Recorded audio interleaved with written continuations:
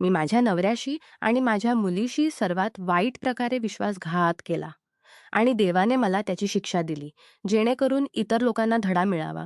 त्यांना कळावे की चुकांचे शेवट नेहमीच वाईट असते. माझे नाव सुनीता. मी सातारा जिल्ह्यातल्या एका छोट्या गावाकातून. आता माझे वय 35 वर्षे आहे. मी खूप लहान वयात लग्न केले, 17 वर्षांची असताना.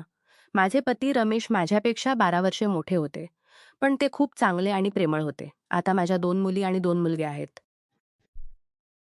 मोठी मुलगी हर्षा जवळपास 18 वर्षांची आहे. रमेश सौदी अरेबियात नोकरीला गेले होते. ते फार क्वचितच घरी येत. मी फक्त मुलांसोबत राहत होते. रमेश खूप कडक होते. आम्हाला बाहेर जाऊ देत नसत. हर्षालाही सगळ्या गोष्टींपासून दूर ठेवले होते. पण हर्षाला एक मैत्रीण होती. तिचे नाव सायली. सायली नेहमी आमच्याकडे येत असे. हर्षाही तिच्याकडे जात असे, अर्थात माझ्या परवानगीनंतरच. रमेश इतके कडक असूनही मी हर्षाला सायलीकडे जाऊ देत होते, कारण तिला घरातच गुदमरून जाऊ नये असे मला वाटायचे. पण ती माझ्या नियंत्रणाखालीच जायची. एक दिवस सायली आमच्या घरी होती. तिने मला सांगितले, माझे घरचे हर्षाला खूप आवडतात. तिचे वागणे, शिस्त आणि शिकवण पाहून ते खुश आहेत. सायलीचे घरचे चांगल्या घरातील होते. त्यांचे राहणीमान चांगले होते. त्यांचा एक मुलगा होता, नाव करण. तो अमेरिकेत शिकत होता. सायली म्हणाली, भाऊ शेवटचे वर्ष पूर्ण करतोय, महिनाभरात येईल. मग तो हर्षाला मागणी घालायला येईल. मी करणचा फोटो पाहिला. सायलीने तिच्या पिशवीतून काढून दाखवला. तो खूप देखणा होता. शरीर मजबूत आणि चेहरा चंद्रासारखा. मी म्हणाले, ठीक आहे, पण आधी बाबांना विचारते. रात्री मी रमेशला फोन केला. सायलीच्या घरच्यांबद्दल सांगितले, किती चांगले लोक आहेत, किती चांगले घर आहे, आणि जर नशीब असेल तर हर्षा सुखात राहील असे सांगितले. करणचे स्वभाव चांगले आहेत, रूप सुंदर आहे आणि तो परदेशात शिकतोय, महिन्यात येईल. रमेशही खूप खुश झाले आणि लगेच मान्य केले. मी सायलीला सांगितले की आम्ही तयार आहोत, पण करण आणि हर्षा एकमेकांना भेटले पाहिजेत. सायली म्हणाली, महिन्यानंतर आम्ही येतो. वेळ झपाट्याने गेली. महिना हवासारखा उडाला. एका दिवशी सायलीने फोन केला, करण आला आहे, आम्ही मागणी घालायला येतोय. करण आला आणि हर्षाची सगाई झाली. अधिकृतपणे अंगठ्या घातल्या. रमेश सौदीहून येणार होते. करण खूप गोड बोलणारा होता. तो घरात आला आणि सगळ्यांचे मन जिंकले. आम्ही सगळेच त्याला आवडू लागलो. तो आठवड्यातून 2दा आमच्याकडे येऊ लागला. प्रत्येक वेळी हात रिकामे नसत. हर्षाला भेटवस्तू आणत असे. तिच्या रूपाचे, कपड्यांचे आणि चवीचे कौतुक करत असे. आणि तसेच मलाही गोड बोलत असे. म्हणायचा, तुम्ही किती सुंदर दिसता, किती छान कपडे घालता. हर्षाला जसे बोलत असे तसेच मलाही. मी खूप आनंदित होत होते. हर्षापेक्षाही मी त्याची वाट पाहत होते. कळत नव्हते काय होतंय. हळूहळू मी त्याच्याशी बांधली गेले. त्याच्या भेटीची वाट लागे. हर्षाला एकटे सोडून मी अचानक खोलीत जात असे. काहीतरी बघायचे असे, काय होईल याची उत्सुकता वाटे. करण घरात असताना मला विचित्र आनंद वाटायचा. रमेश मोठे होते आणि नेहमी दूर होते, म्हणून असे गोड शब्द ऐकायला मला तहान लागली होती. एकदा मी खूप छान कपडे घातले, मेकअप केला. करणची वाट पाहत बसले. हर्षा त्या दिवशी उशिराने तयार होत होती. करण आला आणि खोलीत बसला. हर्षा येईपर्यंत मीच आत गेले. त्याने माझा हात घट्ट धरला आणि चुंबन घेतले. म्हणाला, मी विश्वास करत नाही. तू हर्षाची आई आहेस हे मला कळले नव्हते. मी तर तुला तिची बहीण समजत होतो. इतकी सुंदर आणि आकर्षक दिसतेस. त्याचवेळी हर्षा आत आली. करणने माझा हात सोडला आणि हर्षाचा हात धरला. तिच्या हाताला चुंबन घेतले. मी गोंधळले आणि लगेच स्वयंपाकघरात गेले. त्यांना तुर्की कॉफी आणि थोडे गोड बनवले. त्यांना एकटे सोडले.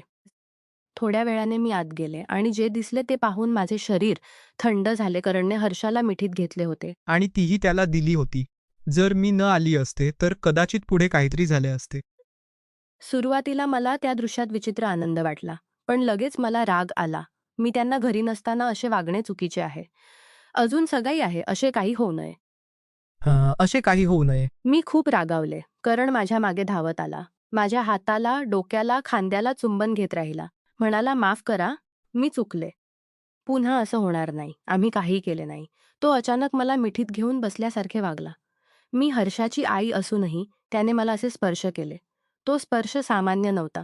मला वाटले की तोही माझ्यासारखेच भावना अनुभवतोय. त्या क्षणी माझे शरीर थरथरले. करणने ते जाणले आणि त्याला आनंद झाला. त्या दिवशी मी ठरवले की करणला आमच्या आयुष्यातून काढायचे.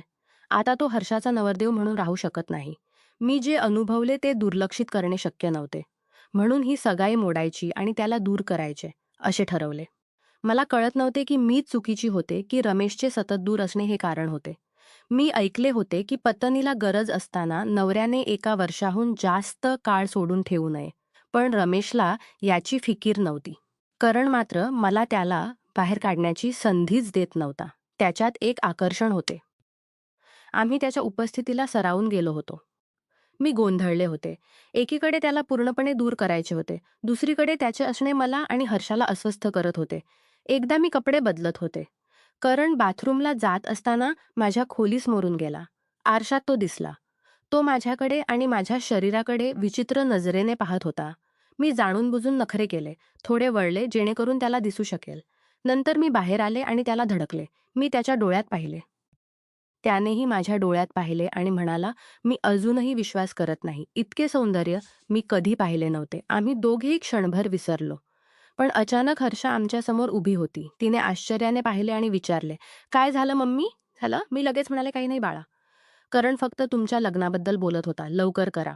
म्हणून हर्षाने विश्वास ठेवला आणि खुश झाली. करणही म्हणाला, "होय सासूबाई, मला लग्न करायचे आहे. सगाई पुरेशी झाली. बाबांना लवकर बोलवा." मी आता समजू शकत नव्हते की तो मला आवडतो की माझ्यासारखेच भावना आहेत. पुढच्या वेळी मी पुन्हा तयार झाले. पण मग मला वाटले की मी कमजोर होत आहे. मी लगेच कपडे बदलले, मेकअप पुसला आणि ठरवले की आता त्याला दूर राहीन. मी त्याच्याशी फक्त औपचारिक वागू लागले.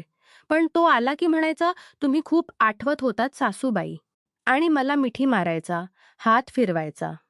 तिला काही कळत नव्हतं की तो मला आईसारखे मानतो. एकदा करण उशिरा आला. मी काळजीने फोन केला. तो कामावर होता. त्या दिवशी मी पुन्हा तयार झाले पण लगेच पुसले आणि स्वतःला सांगितले, "सुनीता सावध हो. हा तुझ्या मुलीचा नवरदेव आहे. जणू मुलगाच आहे." पण करण आला आणि पुन्हा गोड बोलला, मिठी मारली. हर्षा मात्र काहीच समजत नव्हती. मला वाटले की मी त्याला तपासून पाहावे. तो खरोखर माझ्यासारखेच भावना बाळगतो का? एक दिवस मी हर्षाला तिच्या मावशीकडे पाठवले. तिथे जायला अर्धा तास लागतो. मी सांगितले की मावशीकडून काही गोष्टी आणून दे. त्याच वेळी करणला फोन करून लवकर येण्यास सांगितले. हर्षा गेल्यानंतरच तो आला. घरात फक्त मी आणि तोच होतो. त्याने माझा हात धरला, मिठी मारली. मी म्हणाले की मी स्वयंपाक करताना भिजले आहे. कपडे बदलते. खोलीत गेले आणि दार उघडे ठेवले. आरशातून पाहत होते की तो येतो का? मला त्याची अ, टाळत होते.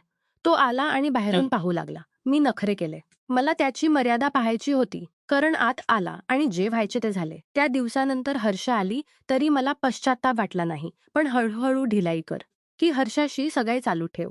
मीही रमेशला घटस्फोट देईन. मला आता हर्षाचे लग्न नको होते. मला फक्त करणसोबत राहायचे होते. आम्ही असेच चालू ठेवले. हर्षा कॉलेजमध्ये असताना किंवा मावशीकडे राहायला गेली की आम्ही भेटत असू. मुलगे शाळेत असताना मी त्यांना कसे तरी व्यवस्था करत असे. एक दिवस करणला भीषण अपघात झाला. फोन आला की तो हॉस्पिटलमध्ये आहे. मी धावत गेले. हर्षालाही वाटले की माझी काळजी सामान्य नाही. मी त्याचे रक्त पुसत होते. त्याला खूप रक्त गेले होते. रक्त चढवले गेले. तो शुद्धीत आला तरी मी सोडले नाही. हर्षाला संशय आला. अपघातानंतर आमचे नाते आणखी घट्ट झाले. मी घर सोडून त्याच्याकडे जाऊ लागले. मग एक दिवस मला चक्कर येऊ लागली. बेशुद्ध होऊ लागले. हॉस्पिटलमध्ये नेले.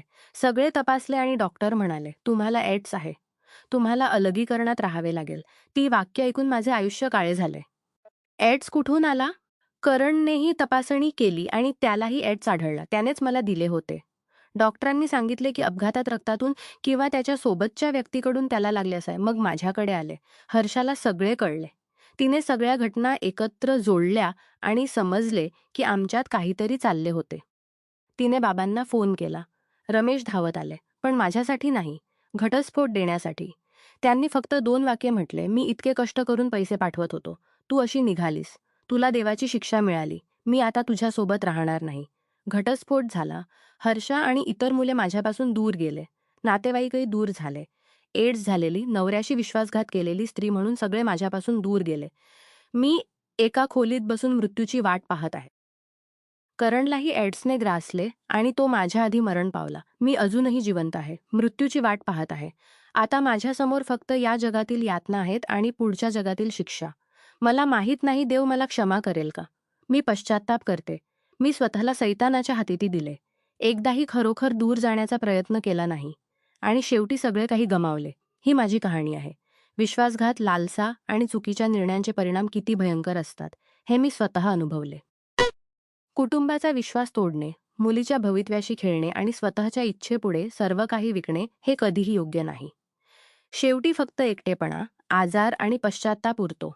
नमस्कार मित्रांनो, तुम्हाला ही कथा आवडली असेल तर चॅनेलला सबस्क्राईब करायला विसरू नका आणि यापेक्षाही अधिक रंजक व्हिडिओ पाहण्यासाठी माझ्या चॅनेलवर नुकताच अपलोड केलेला नवीन व्हिडिओ नक्की पहा. तो तुम्हाला खूप आवडेल अशी मला आशा आहे.